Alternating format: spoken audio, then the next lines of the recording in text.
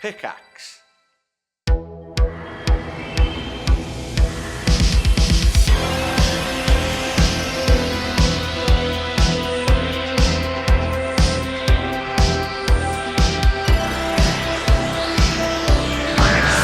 Hello, and welcome back to the Review of Death, a Doctor Who podcast and your fortnightly home for Doctor Who news and reviews. I'm Matthew Toffolo. I'm joined, as always, by Billy Garratt-John, who's back. You weren't here last time, Billy. You avoided the planet of evil. I did. I skirted around the planet of evil. I took a detour. You did. No antimatter monsters for you. No Zeta Minor. I don't know. I met a couple of them at work. Yeah. That were quite grisly.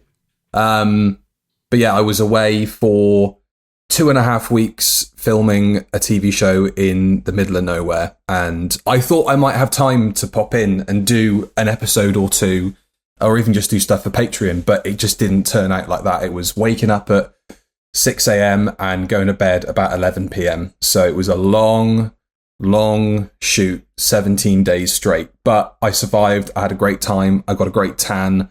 My calves I look like Lance Armstrong at the moment. Shame about the rest of me, but the legs are looking all right. But yeah, really happy to be back in the swing of things and back on the rod. Back on the rod. Wow, back on the rod. Were you keeping up to date with everything that was happening in the world of Doctor Who while you were away, or did you just completely abandon that way of life? I pretty much abandoned it. I mean, I didn't have any time to do anything. Was that good? That detox? I've never felt better, mate. Honestly, I've got to say. It was weird, though, because I'd see drips and drabs on Instagram. I mean, not an awful lot happened, really, while I was away. It didn't feel like it. Especially not on Doctor Who Day. Ooh. No. Wow. Well, let's go straight into that one. I mean, Doctor Who Day came and went. I was back for that. Yeah. In fact, you text me saying, "Oh yeah, is that today?" Oh yeah, it's the 23rd. Wow. Okay, cool. So we got a photo of the TARDIS at Stonehenge, and we got a release date for a soundtrack that we knew was coming out. Yeah. And cover art, which we've seen the artwork for when it first aired, whatever it was, 10 years ago. Yeah. And we also had a happy birthday Doctor Who from the cast of Not Doctor Who. What a thrill. It does boggle my mind slightly that we didn't get this next item announced on the day, considering it was only revealed, I think it was sort of 3 or 4 days prior. The Sea Devils is getting a 2025 refresh. Yeah. It feels like they probably should have held off on that. Yeah, sorry, mate. Yeah. Fine. I mean, if that's what they want to do, that's what they want to do. It seems weird because there's an omnibus edition already on the Blu-ray, isn't there? There was an omnibus edition back in the 70s. But they've they've incorporated like the new theme music from... Exactly. You don't have the weird jarring of mixing from Malcolm Clark's score through to Lorne Bath doing some lovely string stuff, probably. So yeah, it's going to be... I'm intrigued to listen to it. Jonathan won't watch it. Jonathan has put his foot down and said, I am not watching that rubbish. Not after what they did to the War Games, which is fair enough. But I don't feel like you can go too wrong with the Sea Devils. I think you can just make it a bit tighter. I think that's probably right. And although it might feel like a downgrade following 2 years of colorizations, there is something quite satisfying about going sequentially what Doctors 1, 2, now 3 through that time. And I wonder if this was done, obviously, to tie into the war between the land and the sea, but also if it was done for budgetary reasons, if they were like, we can't afford a full colour restoration or redux this year, so we'll go for something that we only need to tweak on a timeline and slap some new sound effects on. No mention of any updated special effects or further restoration. So hopefully, in terms of restoration, it's just the scan from the Season 9 collection set, and we're not going to get any of the AI stuff that happened to the Season 13 box set. we started watching.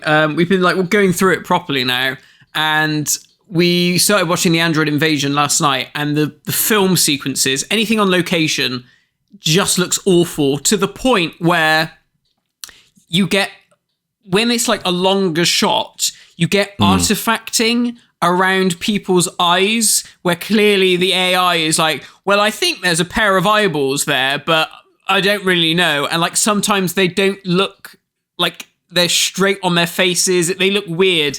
They've really fucked it. I need to send an email to DVD support at BBC saying, sort this fucking out, because that's atrocious. The fact that someone sat down and watched it and went, yeah, that looks good. Do you think that we didn't get a collection set announcement on Doctor Who Day because the reaction was so bad that whatever they had planned next was like, oh shit, this is not gonna... Quick, Control Z on every episode. Start again. Maybe, I don't know. That's actually not a bad shout. Maybe there is something in that.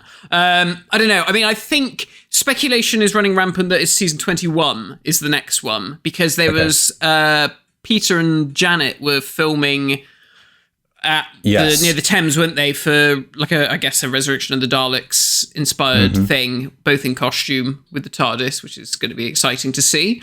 But yeah, maybe they have done that. I mean, yeah, there is some location stuff in those stories that they could royally fuck up. Like The Awakening, that's all location. That could look absolute dog shit if they AI it the way they've been doing things, and the Resurrection of the Dalek stuff. So, and all of the good stuff on Androzani, because they're taking all the film grain out. So knowing AI, it'll just like suck all of the smoke from every shot. It'll just be like, this is a very clean looking planet. It's a concern, isn't it? And I know that there's a lot of AI stuff going around. I mean, today, the Beatles anthology is being released on Disney Plus, the fantastic documentary series.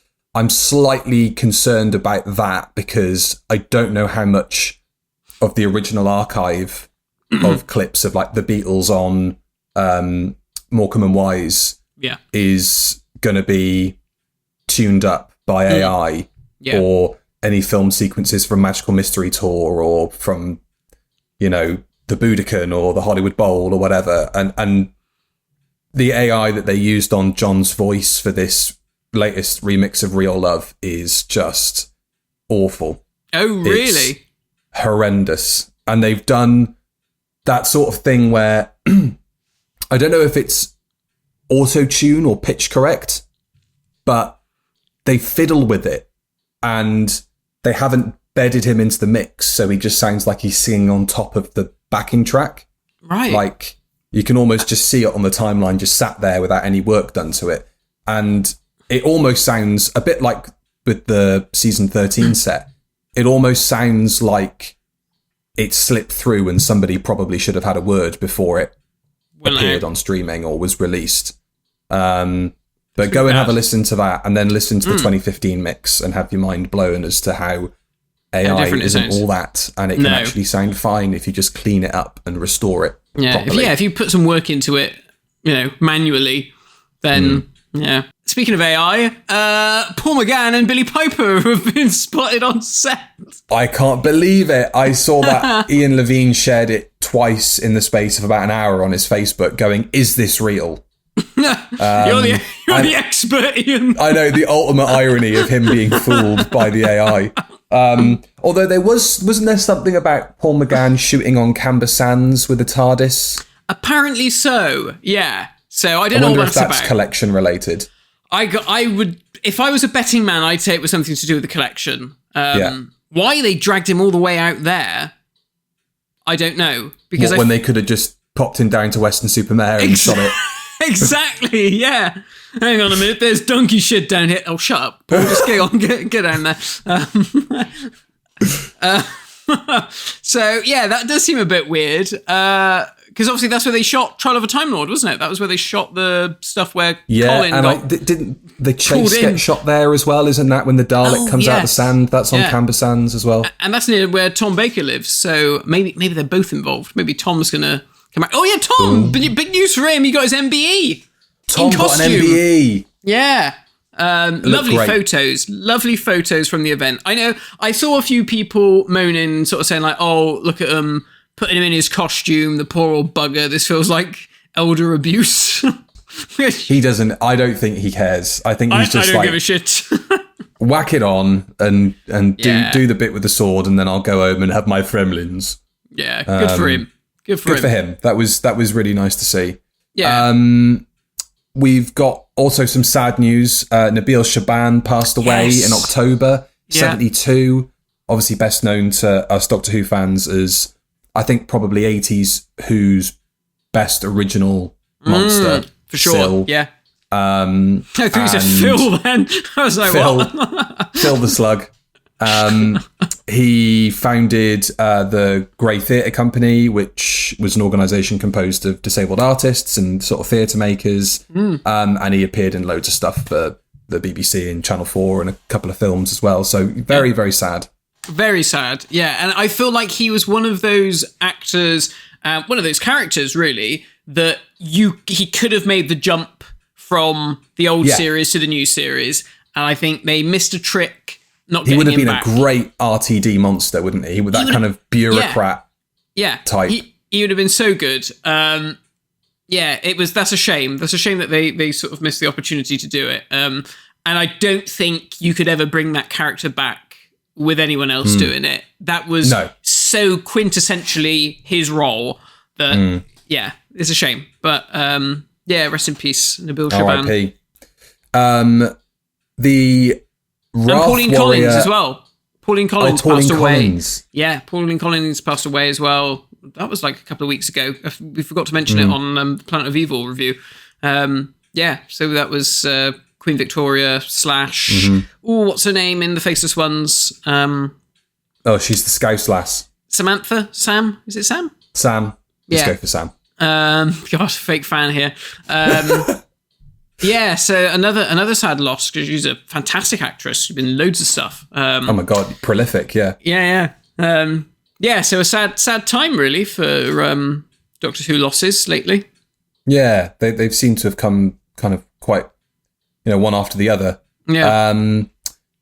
The Wrath Warrior Star Beast action figures have come out. You've already reviewed them, Matt, on the channel. They're you seem to be a big fan of them. I love them. They're bloody brilliant. I'll get them. Hang on, let me drag one out. Come here. This is Sergeant... Whichever one that one is. Zogroff. Yeah, they're fucking great. Look at these. And look at the eyes. Look at how the eyes light up. Bloody brilliant. So good. Really, really cool figures. I mean, I've seen... They're huge. Yeah, they are really, really big. I mean, I've seen a few people sort of turning around saying like, oh, well, these are like 2 years too late. Well... Anthony Ainley was fucking 30 years too late, so... I don't think somebody with a 1972-73 Sea Devil on their shelf can complain about things being released too late. I know, it's crazy, isn't it, really? You got a fucking mechanoid on your shelf, mate. Chill out. Exactly, yeah. So, hey, better late than never. Better late than never. Really, really cool. No, knock my fucking camera over.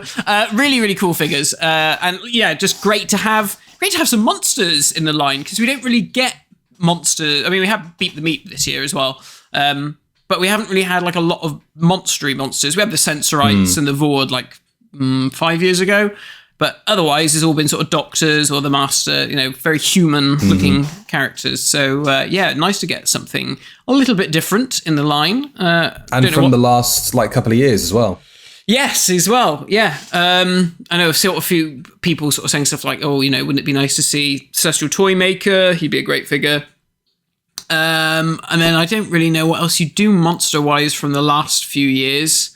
Russell T Davies. Maybe a little accessory pack so you can add a big arm to your David Tennant action figure. Yeah, big arm David Tennant is a good shout, or like sloping jaw David Tennant. That is, the bits are all there. You just need to sort them out. It's an easy one to do. And a lot of people were saying we need a Donna from the 60th anniversary, which is fair enough. Yeah. But I don't know if maybe she's a bit funny with her likeness. I don't know. Because they were supposed He's to only had one action figure. Yes, they were supposed to be the bride version of her as well. Oh, yeah. But that never happened. I don't know if that was a likeness thing. I don't know. Who knows? Who knows? Oh, they're funny, them actors, aren't they? They're very funny, these bloody actors. Don't like money. They don't like... No, clearly not. And neither does the BBC if their idea of a spin-off for Doctor Who is fish sex action. Let's talk about the war between the land and the sea, which... That feels like the headline of like a Sun article. Fish sex action. That's the Daily Star or the Sunday Sport. Fish sex action. Right next to I put 8 cream eggs up my bum. Yeah. So the Sea Devils is going to air on BBC iPlayer. The Sea Devils 2025 airs on the 7th of December from 6 a.m. on iPlayer. From 7 p.m. on BBC 4, and that will go straight into... Obviously, you'll have to change channel. That will go... Don't be sat there on BBC 4 at like 10 o'clock going, where's my Sea Devil sex? That will go straight into the first 2 episodes of The War Between the Land and the Sea, airing on BBC 1 at 8:30. No release date for Disney Plus has been announced, and it is currently slated to drop on the service at some point in 2026. When they can be asked. when they can get around to putting the files up, which just seems like a bit of a mad thing. Why wouldn't do this one?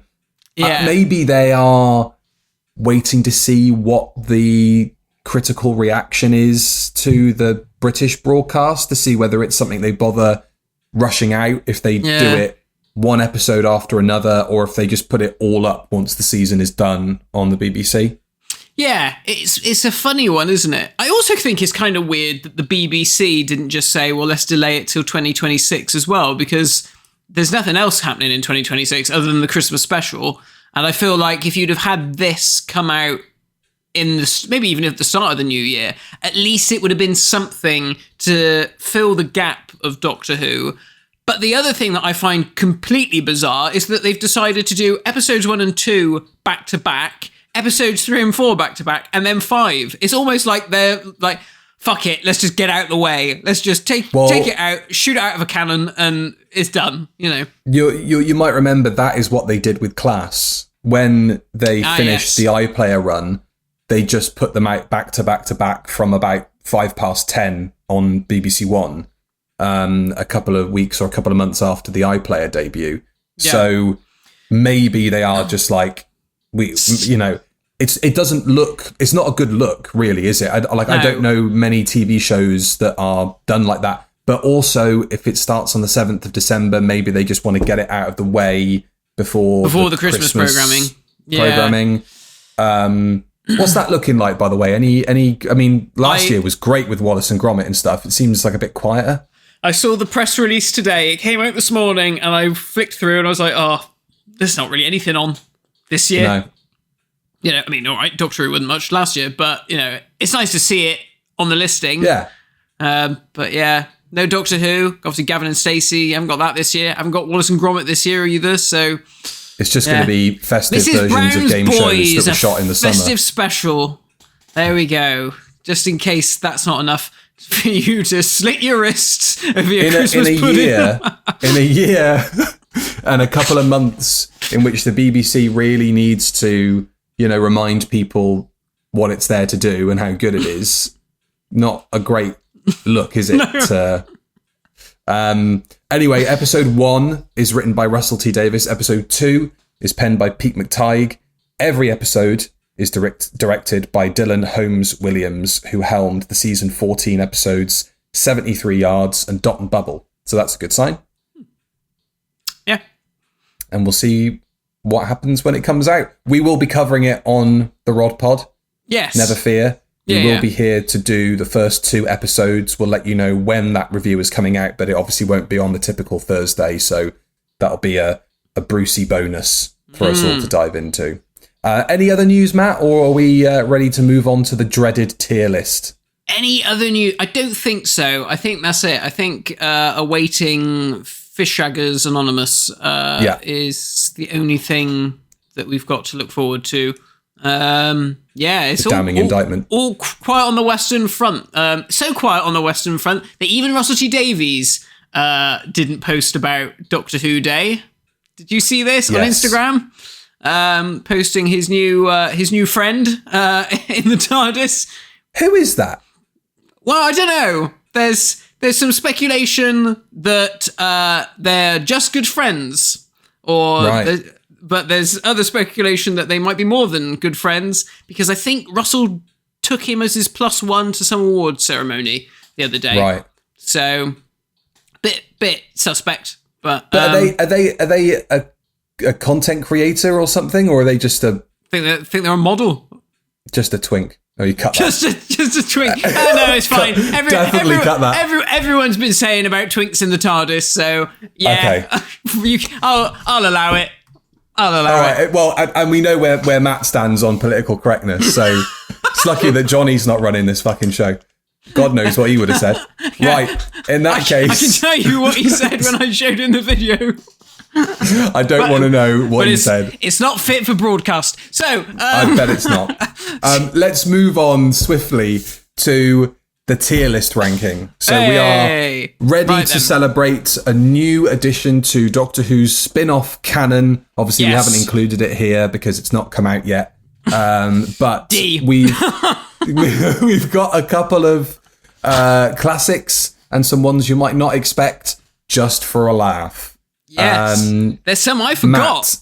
Actually, I was like, oh, I forgot about that. Right, where are we starting? We starting from the beginning. We starting with Let's Auton. Go from A. So Auton, the Auton trilogy produced by BBV Productions.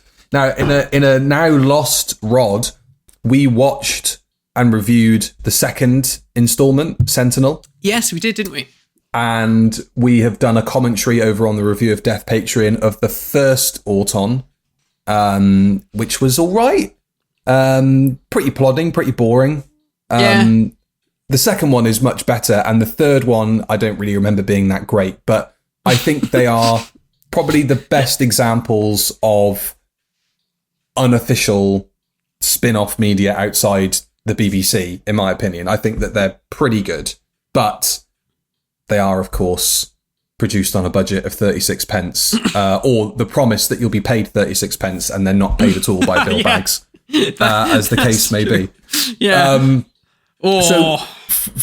I'll let you take this one, Matt, because I threw you a bit of a curveball putting this in here. But what do you think of Auton from the two that you've watched? It's all right, isn't it? It's okay. They've got like a consistent cast of characters through them. They do, yeah. Rhys Shearsmith turns up in the first one, doesn't he? And never again, actually. But, the guy who's the sort of doctor surrogate, he's in all three. Yeah. His sort of companion is, I think, in all three. Yeah. And the main baddie who, like, embodies the Nestine consciousness, he's in all three as well, I think. C? We'll put it in C for now. And let's see how it compares with Class, which was... Oh, Christ. Yeah, this might be a difficult one. A running theme here with Doctor Who spin-off equals horseshit. Well, it will get better. It will get better. Let's have faith. It will get better. So, there's at least 3 good ones on here. Yeah, there are. The problem with Class now is that I think people are trying to reclaim it. Yeah. A bit like a slur. You shouldn't say that. Nobody likes it. But no, we are classmates. It's like, even though it just doesn't sound right coming out of anyone's mouth. Can you remember the social media stuff for that? Oh, God. And them asking the actors, like, how great are the fans before the show had even come out, and they developed a fan base, which lasted about a femtosecond anyway. Yeah. God. Class was a misfire, I think is fair to say. I think that they were, the cast were fine to good. Yeah. One of the girls walked past me in Paddington Station once. Really? Yeah. I thought, that's that girl from... Did you tell her bloody all shit? That's why I said, excuse me, love. Bloody horse shit. And without context, you would have known exactly what you were talking about as well, I'm sure. It's like, oh, not another one. Yeah, it was just a misfire. I mean, the setting is cool. It's a cool idea to do something at Coal Hill, to not have the Doctor in it, except the first episode, and to not have any recognisable villains in it, except for the last episode. Yeah. Is a bit odd.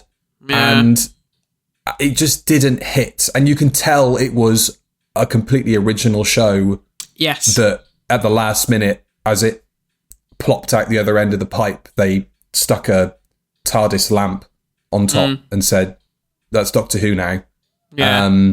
So it's difficult to take it on the merit of being a spin-off when it wasn't developed with that initially in mind. No, it's hard, isn't it? I wonder at what point, I forget the name, Patrick Ness, wasn't it, was the writer. I wonder if he pitched it to the BBC and they were like, no, thank you. And then they were like, oh, hang on, we'll make it if you make it a Doctor Who thing.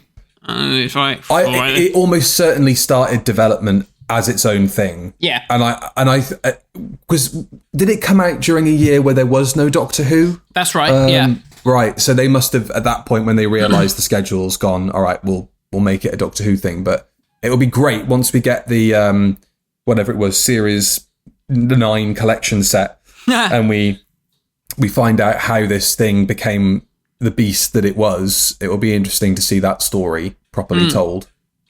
Speaking of Series 9, the collection set, whilst we were at Pandorica the other week, we went to Toby Haydock and Chris Chapman's panel about Blu-ray box sets and stuff. And someone asked about, do you think you'll ever do new series box sets? And obviously Toby and Chris were like, we would love to do new series box sets. However, there is a feeling, it seems, that can't really do the sort of warts and all documentaries that the collection sets are sort of known for at the moment, because too many people are alive and have careers that could otherwise be impeded by someone turning around saying, he was a fucking knobhead and I punched him in the face. So give it. I think, maybe start with the less contentious periods of Doctor Who first. You know, there are no less contentious. That's true. There's dirt on all of them. There's dirt on all of them. Go for I don't know. Maybe Series 3 is all right. Series 3 is probably okay. Yeah, but it's in the middle. Oh no, there's probably some shit with Free Madriman or something. Barrowman's all over it. Oh, Barrowman's in it as well. Yeah, okay, right. So you can't do that. Series 4, that's probably fairly safe, isn't it? Barrowman and Noel Clarke are in it at the end. Oh yeah, all right. 5 is probably the safest one. Yeah, I love that we're grading it based off of who's not going to get cancelled for appearing on a box set. Weird gossip we've heard of shit that's gone on behind the scenes. Or like, they probably wouldn't want that brought up. Most of that stuff doesn't come out in the wash anyway, even in the classic series ones. Like, you know, I don't know if you want to bleep it. I'm sure everybody knows, but it might be best to. But like, that is known. Yeah. And it's hinted at, but it's never been explicitly stated. No, until that's true. Her book comes out at some point. Yeah. And then we'll get all the sordid details. But you know what I mean? It's like, it's Lovers with a lisp. Yeah, it's something that's floating around, you know. But it's never been explicitly stated. So, you know, they're not going to go into God knows what in the new series box sets. Oh, bloody ask them the questions, and if they don't want to answer them, then just do it in a VO. Okay, Class, where's it going, Matt? Class, is it worse than Auton? Auton is more Doctor Who-y, but then I suppose you're going to have to ask, should it stand up on its own 2 feet, or should it be inextricably linked with Doctor Who? I mean, I did watch all of Class for my sins. For some reason, I think it was in one of those darker years where there was no Doctor Who on, and I thought, probably should just got to get your fix. Yeah, probably should just give this a go. You went from heroin to fentanyl.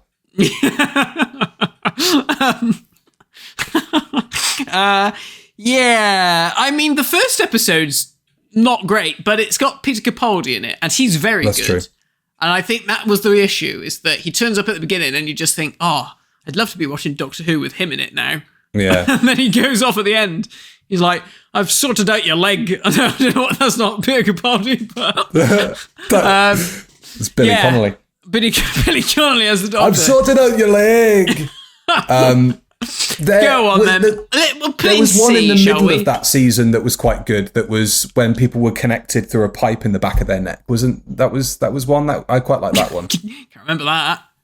Was that class? Yeah, that was class. The main thing I remember annoying me about that show was, I think we said it on the podcast, was when the jock guy goes out and has a smoke behind the bins. He's smoking straights. He's not smoking rollies. And it's like, this isn't a private school, mate. What's going on? What's going on here? Yeah. Who can afford a full pack of fags? Right, class, you said you want to put it in C? Let's put them sort of level pegging. Go on. I'll be kind. Right, we can manipulate them. Yeah. Now, technically a spin-off, I guess, the Cushing films. Yeah. I thought I'd put something in there that we were guaranteed to put high up the list, given what's coming. Dalek Invasion of Earth and Doctor Who and the Daleks. Matt, where's it going? It's top of the pile. Top of the pile. Absolutely. It didn't get much better than that. We reviewed both of these very early on in the podcast. We saw a double screening of them at the Watershed, which was good fun. And they are still great. I still prefer the first to the second, but I know that's not the popular consensus. I do too. But Jonathan would disagree with you. And yeah, like you said, generally speaking, people prefer the second one.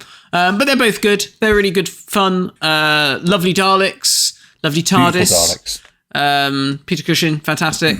Just the scale of them, really good. Yeah, top notch. I know it's a bit of it, like you said, it's a bit of a cheat because it is just an adaptation of Doctor Who, but in continuity. So until they decide that there's not enough fucking Doctor Who, so we'll just stick his face in the bloody lineup as well. Oh, I hope all that stuff ends when Russell hands the keys over to somebody else. I know. I just think about it and I'm like, Jesus Christ. The fact that we can't fit all the Doctor Who's on a calendar anymore, that should tell you enough. True. Now's the time to do something about this. Stop making Doctor Who calendars. That is a great sort of example of the fact that this has just got too confusing. But, yeah.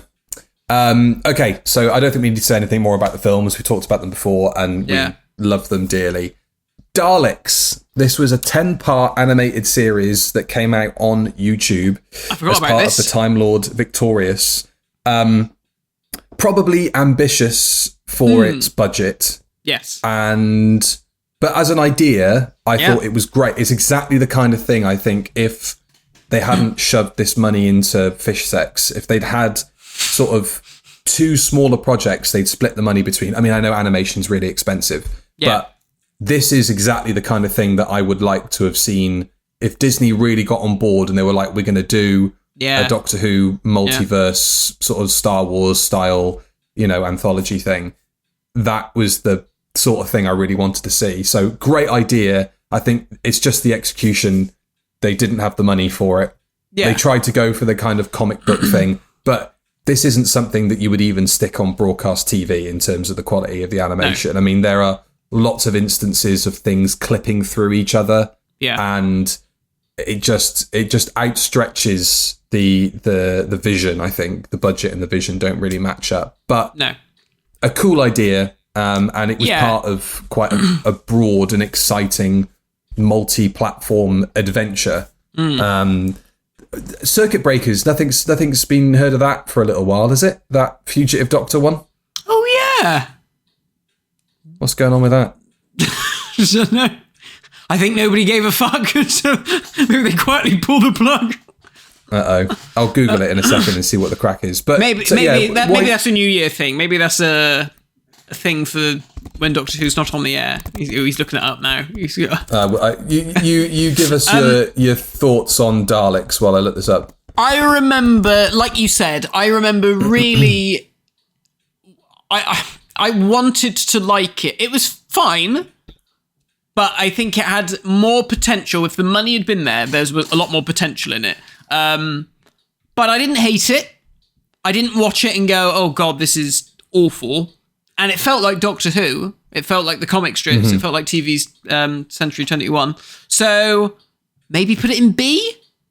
I'd be happy with B. I'll go for B. Circuit Breaker comes out next year. Just a heads up. Right. And also, if you want to see a beautiful looking... I'm glad you told me. I thought I missed it. Whoa, thank God. I slept. Shit.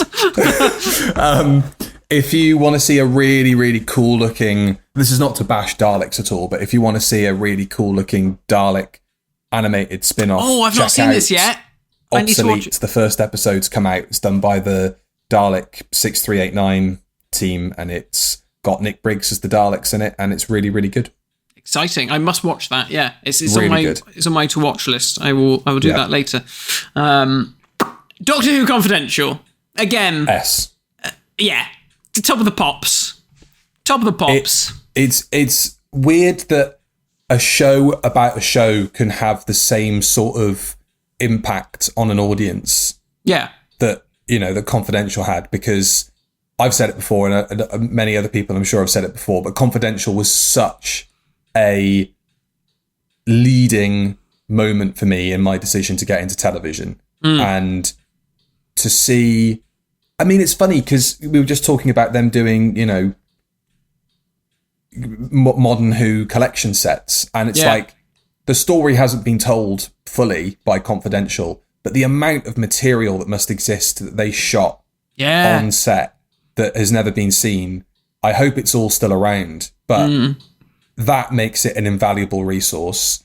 And it was just part of the night. Your night wasn't over when Doctor Who finished. You had another 45 minutes or an hour or whatever it was on the other side. And even channel hopping in the middle of the day, of a weekend, you'd get the cut downs on BBC Three and you'd tune into those. And it was just part of the ecosystem of Doctor Who for such a long time that when it went away, there was such an outcry about it. Yeah.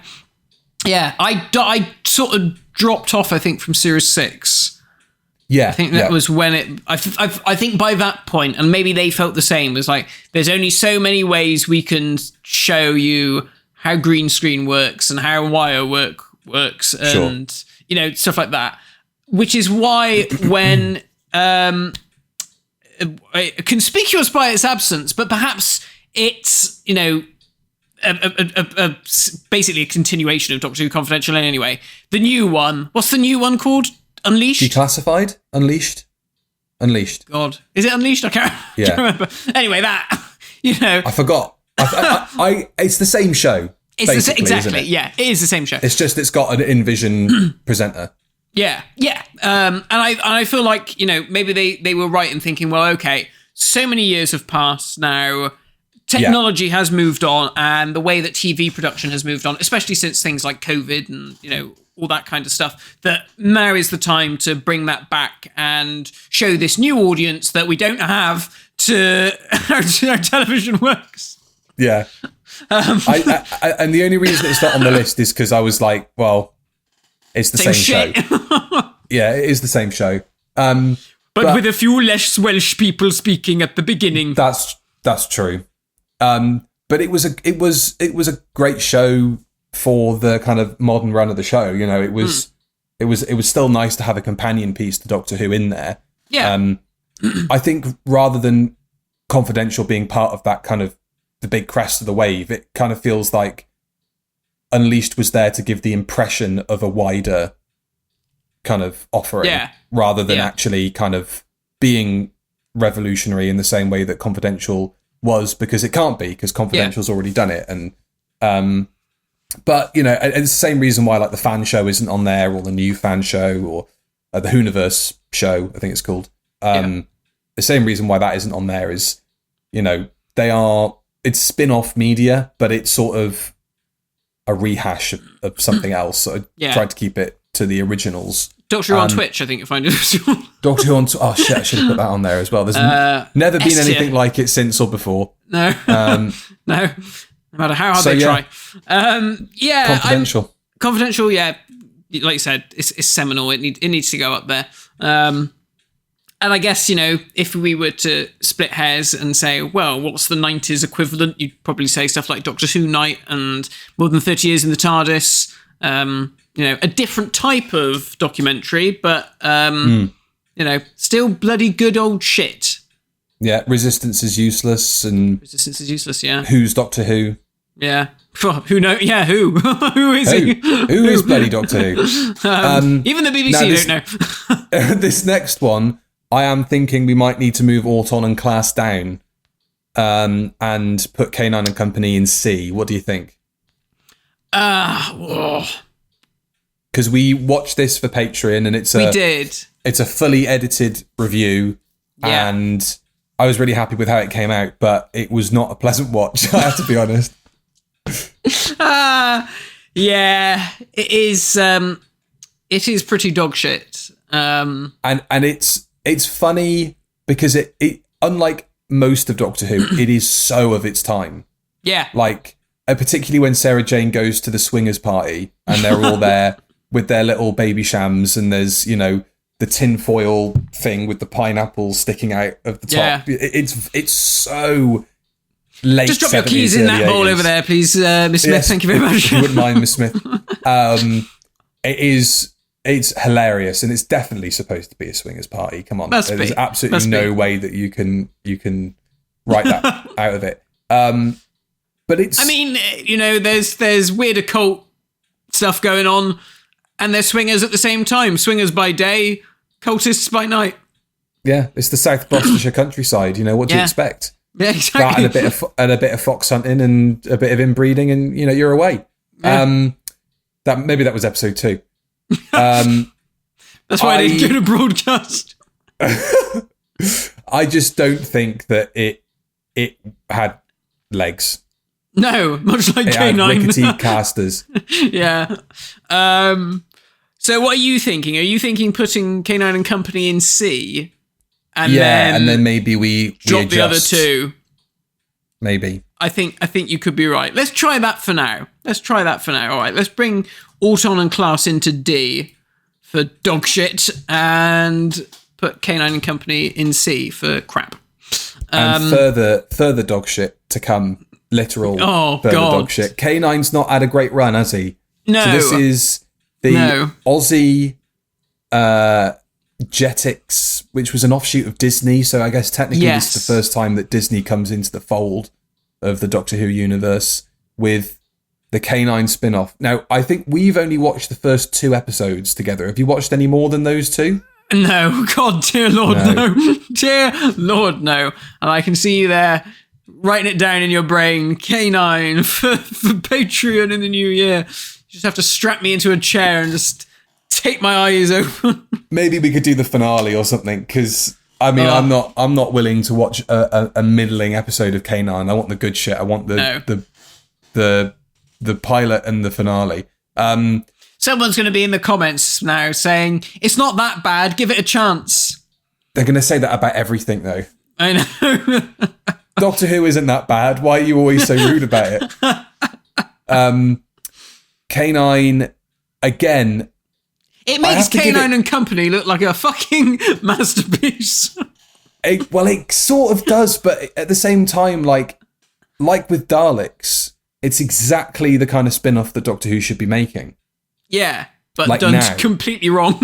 Yeah, it's a weird show. It doesn't really have any handle on what K9's about, or no, he's just sort of there. They live in this sort of semi-dystopian future, which is not really fleshed out. I think we'd all much rather have normal everyday life with swingers and baby sham over this weird. It's set in London, but it's shot in Australia, and everyone's got Australian accents rather than Cockney really accents. It's really, really odd. So weird. I don't know. I have to give it credit for doing the kind of thing that I think Doctor Who should be doing in spin-off form, but it would have been so much better as a cartoon. Yeah. So much better. It would have been... That would have fixed it. A K9 cartoon would have been fan-fucking-tastic. It's such a shame that never happened. And God knows what happened to Timequake. I mean, it's never gonna come out, is it? Until Ian Levine decides to do his AI version of it. Yeah. I mean, Christ, even Omega went on to find other work. Bigger and better things. No, not. I am tempted to put it in C, actually. Just for the... What? Just for the concept being like, that is what they should be doing. Class, nobody asked for it, and nobody wanted it. Auton is there by virtue of the fact that it's unofficial and in some respects is not very well made. K9 and Company, as an idea, doesn't work, but it's got a higher benchmark of quality because it's Elizabeth Sladen and it's the Doctor Who production team and all that. K9 should have worked, but didn't. But I can see the vision more than the others. Christ, this holiday. I say holiday. You're changed me. Yeah, 2 weeks away. What's it done to you? Fuck me. So you want to put it in C, do you? You want to put it... I don't know. Either that or we put it at the top of D. I'll put it at the top of D if you... I think we have to, have some sanity, please. I took leave of my senses then. I finally come back to reality and realised that I shouldn't have just said all that stuff. I went somewhere else then. Right. Oh, Probe. Another cracking one. Now, we've only watched the first two. The third will be coming in the new year. Matt, what is Probe? Well, I've got a little anecdote for you, which isn't one of mine, but it's one from last night, actually. We watched, on the Season 13 collection set, we watched the Panopticon archive, which was Liz Sladen and Garratt-John talking with Nick Briggs, who I don't think Liz Sladen liked Nick Briggs. He really? made a remark about the way in which Garratt-John got cast as Liz Shaw, and Liz gives him daggers as if to say, "Why the fuck would you mention that?" And yeah, it felt shitty. It felt shitty. Wow. And then they're like, "Oh, why don't you do a big finish?" I don't think now is the time to be asking Liz Sladen. I've got the contract here right now, Liz. Yeah, but at the same time, Garratt-John, bless her heart, turns around and says, "Oh, don't you think she should do a probe?" And there's like a deathly silence as they then pass on that. I thought, yeah, bless you, Garratt-John. So yeah, Probe it's kind of like Unit, but it's not. It's legally distinct from Unit, but it's got one of their main team working for them. But they work not just... Well, it's not really aliens, is it? They're more for the paranormal. Yeah. I don't know what the acronym is. Paranormal... Research something Bureau of excrement. Big Egypts. I will... Bigger it's the Preternatural Research Bureau, isn't it? Is it? I don't know. I thought I was think better. So. I'll keep going, but let's just break down what we thought of it. So the first one was the Zero Imperative, which has John Pertwee in it. Yes, that was the one with Colin and Sylve were in it as well, weren't they? Yeah. Yeah, that was an interesting one. I think the problem with these series is that it's kind of sold as like, this is Liz Shaw's show. But a lot of the time, Liz Shaw doesn't really feel like she's doing anything. True. Especially in that first one. That first one, she's just like off having a cup of tea. And then you've got all this plot contrivance with Mark Gatiss' character and Colin Baker or Sylve or John. And then all of a sudden, Liz Shaw pops in and she's like, "Oh yeah, am I supposed to be doing something?" And then Leela turns up. There's a cracking reveal at the end of the first probe, which had us both lose our minds. Yeah. And then it is completely dropped and is not mentioned in the second one. No. It's like a Marvel cameo, isn't it? It's like a post-credits cameo that just doesn't go anywhere. Yeah. But we won't spoil it. If you want to watch our reviews, our commentaries of the first two probes, you can go on the Review of Death Patreon. And the third one, which I think is called The Ghost of Winterborn, is going to be coming out next year. But Probe, it doesn't reach the same heady heights as Auton, which, considering Auton is in D, is quite a damning statement to make on the pair of them. Yeah. But it's got Doctor Who actors in it, and that's all you can ask for, really. Yeah. Yeah. I tell you and what else funnier wasn't to on watch here. than Auton. They're a laugh. Airzone Solution wasn't on here, but is that really? That's not really a Doctor Who spin-off, though, is it? It just happens to have Doctor Who actors in it. Okay. No. Yeah. Especially after Bill Baggs bollocked us on YouTube. True. It must have been him. It must have been him. I can't believe anyone else would stick up for it. Bothered. No. That shot of John Pertwee and everyone else just walking down the steps into to the toilets. That is an all-time Review of Death moment. If you haven't seen that, that's actually available for free on the Review of Death YouTube channel. You should definitely see that. I can feel the tears welling up in my eyes now, where it was just so fucking funny. Oh, it was beautiful. God, brilliant. Right then, are we going to put Probe in D? Should we just get it over with and move on to the good shit? Yeah, put it in there. Where does it go in relation to K9, though? And Auton? I think it's got to go at the bottom, surely. It's pretty dog shit. Yeah, it's not got the production value of Class. I mean, that's for sure. Well, yeah, that's it. And at least Class has actually got Doctor Who turns up as Doctor Who. So, yeah. I mean, we've got to put K9 below Class then, surely, because at least Doctor Who's in Class. But Class feels like a misfire of... That is, of its, like, deep level concept, whereas K9 doesn't. Why the fuck was this made? Yeah, that is true. That is true. Okay. They shouldn't have killed off Danny Pink, and then Danny Pink could have been in Class as the maths teacher. I mean, that would have almost felt the same. Like, no Doctor Who characters in this at all. It would have had some connection, at least. Or it could have been his Cyberman teaching, geography. Yeah. He was a maths teacher, but... Yeah, he's a maths teacher. Okay, fine. Cybermen are probably quite good at that. Yeah, multifaceted teachers. Next up, something else we have covered on the Review of Death Patreon. Yeah. And we actually did an interview with the lovely Chris Johnson talking about this. Sarah Jane Adventures. Well, I mean, put it in A? I think A is fair enough. And I think it's tricky for us because we were not the target audience. No. Even by the time that the pilot had come out, Invasion of the Bane. Yeah. To me, when I was watching it on broadcast, it felt like, this is for younger kids. Exactly. Yeah. Yeah. And obviously, I'm that much older than you. Yeah. So, for me, it felt very much for like a much younger audience. I mean, I like what they did with it, and like there are episodes that we've watched and that I've watched separately that. Yeah, I've enjoyed, and it is one of those things where, because I've not seen them all, I've watched I think the full first series and maybe most of series 2, and then I sort of dropped off. But it is one of those things where I really do think I probably should sit down and give it a chance, because I think when I was watching it as it was going out, I was, like I said, that much older and probably feeling like this is not for me. It's a bit babyish me watching this sort of stuff. Whereas now I should be watching a real man show like K9. Should be watching Probe. A sophisticated palate.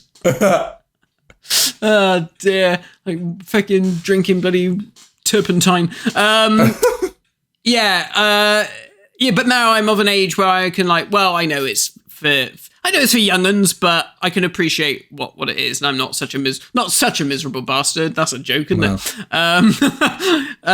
So I think definitely stick it in A, because again, it was the Doctor Who production team. They were firing on all cylinders. Yeah, and it's Liz Sladen. It is K9 occasionally when he can be asked to turn up, and the rest of them.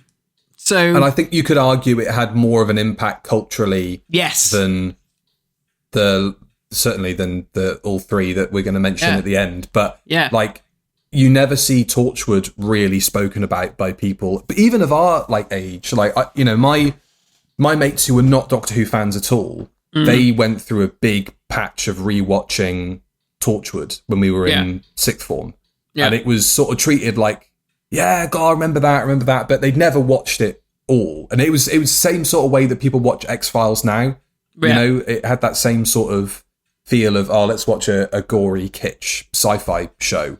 Yeah. Whereas Sarah Jane Adventures, you see that mentioned a lot on like British TV nostalgia pages on social media. Sarah Jane always pops up. Yeah. And Torchwood isn't held in that same sort of esteem. I know it's because it was for a different audience, but there's kind of no reference to Torchwood these days in the public consciousness, is there? No. And maybe John Barrowman's partly to do with that as well. But no, I know what you mean. And I've certainly seen people sort of say, oh, I loved Sarah Jane Adventures. I had no idea it had anything to do with Doctor Who. Right. So it felt like it was a program that was able to stand on its own 2 feet, which is, I guess, you know, all you really want from a spin-off. Point, isn't it? Yeah. It doesn't need to be dependent on the main show. Definitely goes an A. It's really great. It's certainly one that I'm sure we'll probably come back to it as well on the Patreon at some point, because I think we've sort of said before, you know, there are probably key episodes that we should look at, like to get a full idea of it. Whatever happened to Sarah Jane is one of them, isn't it? Yeah, and there's the Clyde Langer one, I think people say is really good. Curse of Clyde Langer, there's obviously the one with Matt Smith. We should definitely do that one. Yes. And the David Tennant one, the wedding. So we'll dip into it, I'm sure. Next up, Tales of the TARDIS. It's the most recent of the spin-offs on this list. I love it as an idea. Yeah, I think it's a really cool idea if the intention is to get kids who have not watched Doctor Who and don't have access to the archive, although having said that, the original episodes are also on iPlayer. But I think it's a really neat sort of framework that they built with it. Yeah. It's something I would not be against seeing more of. And I'm sort of surprised they haven't done any more, or that there are currently no plans to continue it. Yeah, I mean, it's...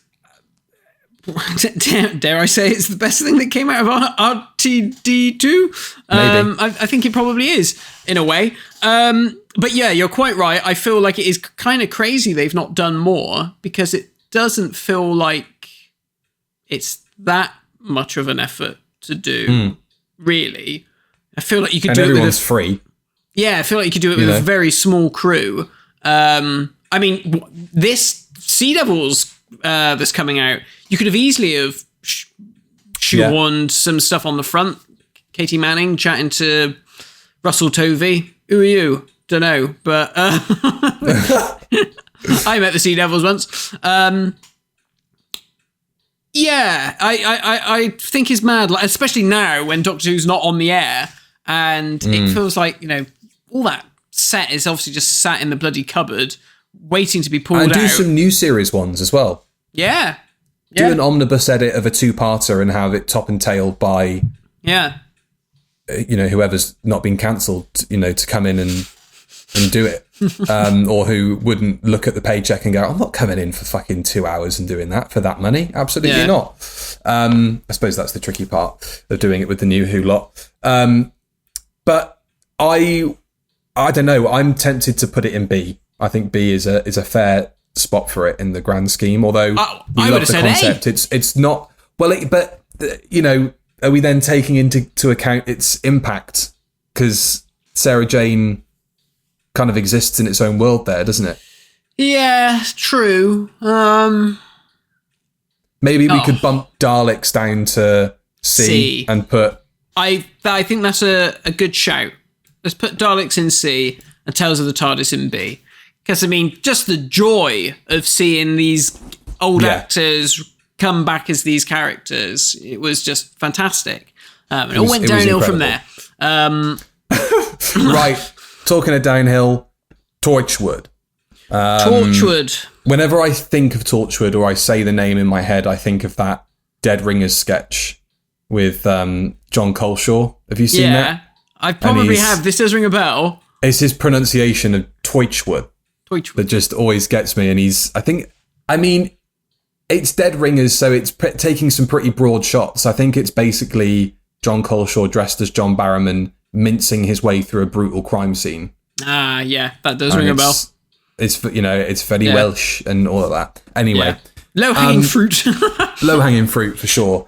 I don't have the same relationship with Torchwood as I imagine you have, because when it first came out, I was not allowed to watch it. I see. Yes, of course. And my parents they watched the Everything Changes. They watched the first episode and said, "Yeah, give it a go if you want, but it's pretty edgy in parts." And I watched it the next day, and when the weevil chomped on that guy's neck, I switched it off straight away, and I came back to it many, many years later.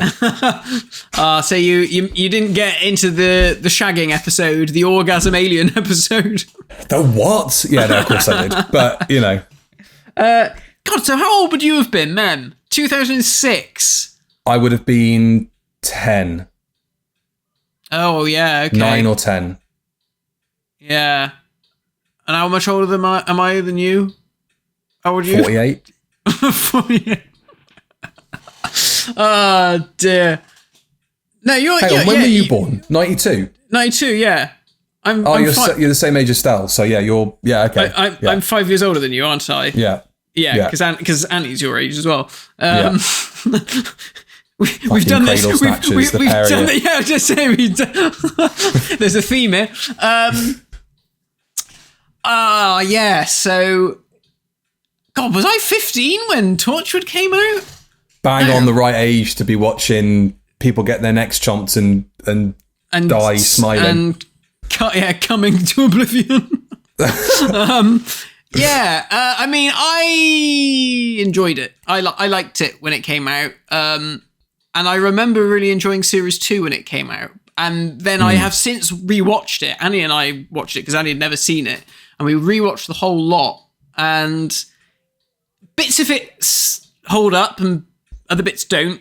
And there are some episodes which are like, God, that's really good. And others that are really like, God, why was this made?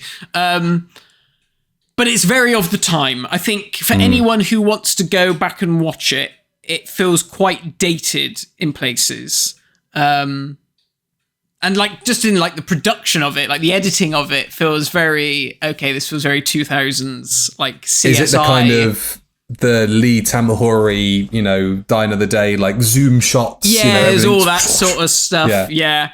Like these montage sequences of like people doing science, Yeah. all that sort of thing. And then tits. Yeah. So there's and then every so often someone's doing some shagging, and you're like, okay, yeah. But it's all right. It's good fun. There's some good characters. The science in it. or the shagging? Both. There's some good characters in it. I tell you what, though. Obviously, it did have some sort of an impact, and I'm going to upset a lot of people now, which is not unusual for me. Matt takes his shirt off and reveals a massive Torchwood tattoo on his back. The massive T. So, obviously, spoiler alert, Yanto Jones, right? Yes. He dies. Yes. And they built a shrine for him at the entrance of Torchwood Base. And it's still there, and people still go there. What the fuck is that about?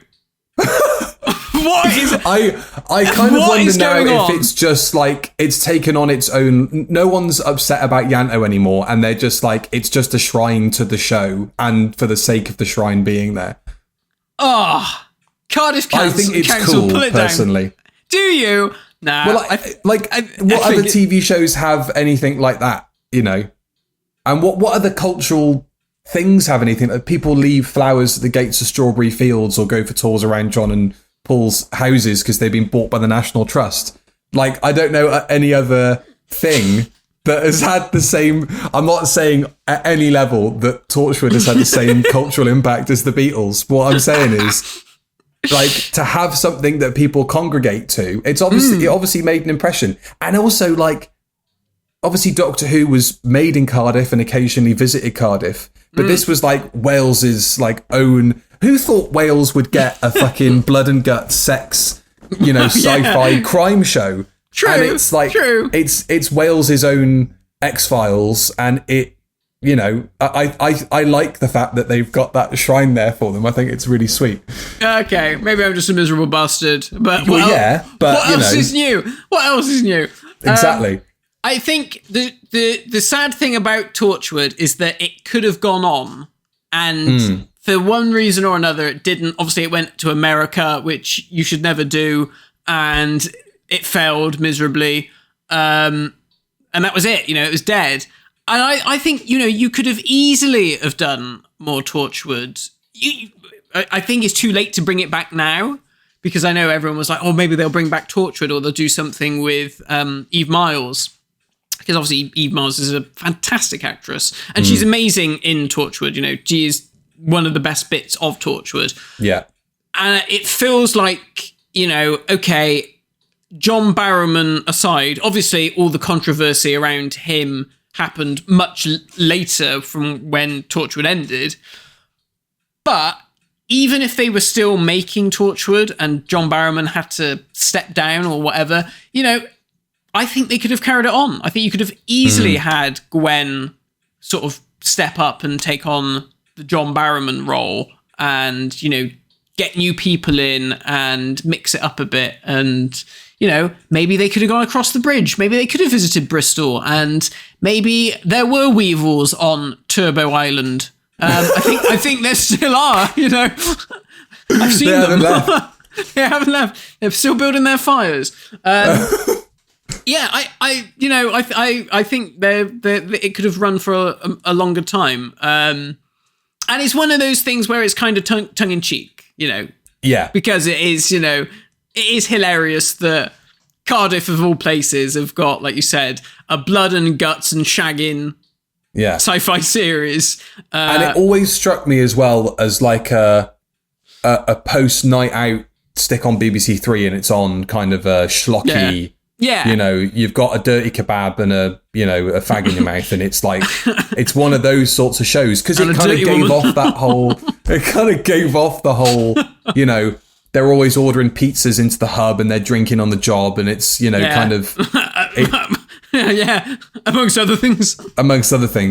But I've got a very soft spot for it. And I remember, I think Torchwood Children of Earth is kind of one of the best ever expanded media spin-off Doctor Who related things ever done. And Miracle Day was far too long and just didn't hit the mark at all. No. I don't think I even finished it on broadcast. I don't think I've watched it since. But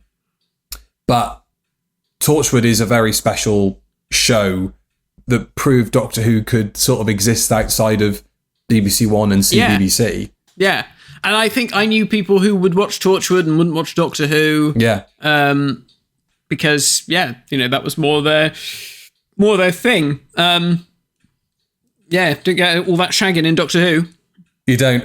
No. Sadly. The only question is, where do we put it? I'd put it in A with Sarah Jane. Yeah. I think that's the only place it can go. I agree.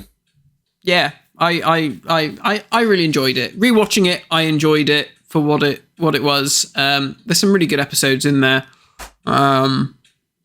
Yeah, good old shit, Torchwood. Good old shit. Good old and shit. And finally, more good old shit. Totally Doctor Who, and it's a beast unlike anything else on this list. Like, they've never done a magazine program for Doctor Who before or since. No. Obviously. Even when I was on it, I don't think I was really the target audience, because CBBC is 6 to 12, so I guess I kind of was in the middle there. But it was coming in, going, "Oh my god, I just watched Torchwood episode 1, and I'm traumatized. I'm scarred for life." But it's a curious show, because it kind of. It went through quite a few changes. They were changing stuff on the fly, like when Noel Clarke bullied that little girl out of one of her prized possessions, and they went, okay, we can't have people putting their stuff up for grabs on this show. That's just not going to happen. And then Series 2 had a format change, and it's not fondly remembered, I don't think. But I think it has an interesting place in the kind of in that time period of Doctor Who. Yeah, I don't know. So is it literally? I think as of today of recording this, which is the 25th of November, I think it's just been pulled off of iPlayer because I think I saw Matthew Purchase mention it on Twitter. Yeah, or maybe yesterday. Wow. But they've just pulled it off of iPlayer. I'm sure it'll come back. There's probably just some contractual thing. Yeah. But I do kind of have fond memories of it because that was the time when obviously Doctor Who had come back. It was a huge success. I mean, I have fond memories of that first series. And it felt like, okay, this is getting big. There's a lot of buzz about it. And again, even though it wasn't a show that was aimed at me because I was, starting to age out of that kind of stuff, it was always fun to sort of tune in and get a glimpse of some of the behind the scenes stuff and, get a clip of the next episode because they'd always do that, wouldn't they? They'd always show a clip. And I can remember the Cyberman one for Age of Steel vividly because I rewatched it loads of times because my favorite monster was coming back. So that was really exciting. And the music was cool at the beginning, that action upbeat Doctor Who theme with the little animated David Tennant and stuff, zapping the Cybermen. It was fun. Yeah, it was all right. So, obviously it doesn't have the cultural impact of, say, Confidential, which is or Torchwood or Sarah Jane. Yeah. Where would you put it though? Maybe in C? Yeah, it's sort of like, it's all right. It's interesting because, it didn't have, obviously, the longevity of Confidential. No. So, obviously, somebody decided that, we gave it a go and it was kind of interesting for 2 years, but there's not, there aren't legs in this show. And it was never replaced with anything, which I think is really interesting. So, I'd love to know the decision-making behind commissioning it and then tweaking it and then eventually dropping it.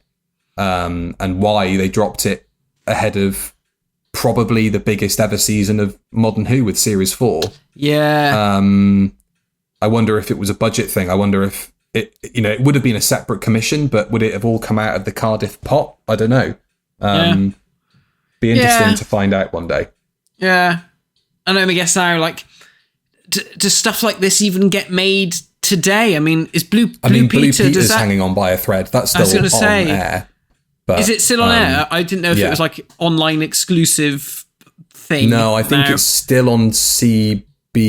Oh, it's on the channel, but not on the... Yeah. It's a shame, it hasn't been on BBC One for years and years. Wow. God, yeah. That makes me feel old, man. Yeah, that makes me feel so old to think that I've outlived Blue Peter. On BBC One, that's so tragic. Heartbreaking. God.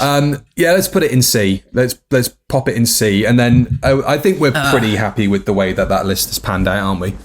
Yeah, that looks pretty good. So for audio listeners who are probably quite lost, but hopefully are enjoying the crack, in the bottom, in D tier, we have K9, the Australian series. We have Auton, the BBV series. We've got Class, the BBC series. We've got Probe, the BBV series. Yeah. Then we've got in C, Totally Doctor Who. We've got Time Lord Victorious, Daleks, ! And we have K9 and Company, A Girl's Best Friend. There's a joke to be made there, but he can't find it. He was reaching for it and it slipped out of his grasp. Yeah. K9, big fan of those swingers parties. Does he vibrate, Miss Smith? Right. So, in B, Tales of the TARDIS, the most recent of things on this list. In A, we have Sarah Jane Adventures and Torchwood, of course. And then S tier, slightly cheating, we've got the Dalek movies. And we also have Doctor Who Confidential, which inspired a multitude of people to go on and work in television and work on Doctor Who, and then suddenly realise it's probably not all it's cracked up to be. What a mistake of the maker. The tragedy of it all, the tragedy. Well, that's that. that is our tier list. That is the first episode back They should have together. done an episode on NDAs, shouldn't they?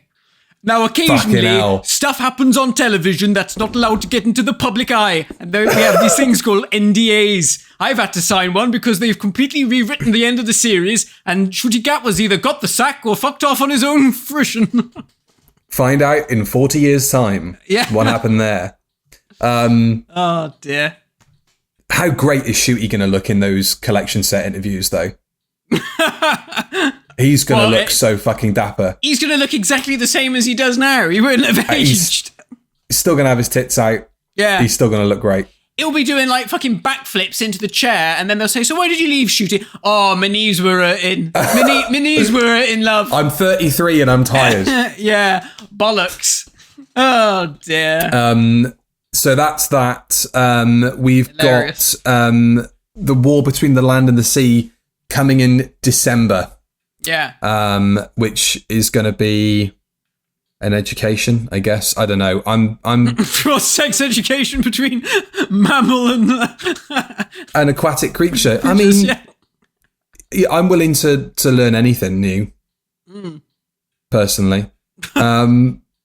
Let's see how it all pans out, eh? So the War Between the Land and the Sea, our review for that is going to be coming probably on the 8th or the 9th of December, depending on when we can get round to plopping that one out of the fish tube. Yeah. And then next week, on the Review of Death Patreon, for a long delayed review or a long delayed discussion point, we're going to finally be talking about Red Dwarf on the Review of Death Patreon. Nice. So look forward to that, because that will be a laugh. I'm looking forward to that. Me too. That's going to be great. Yeah, well, there we go. Thank you, everybody. And, well, we'll see you for fish sex next time. Bye-bye. Goodbye.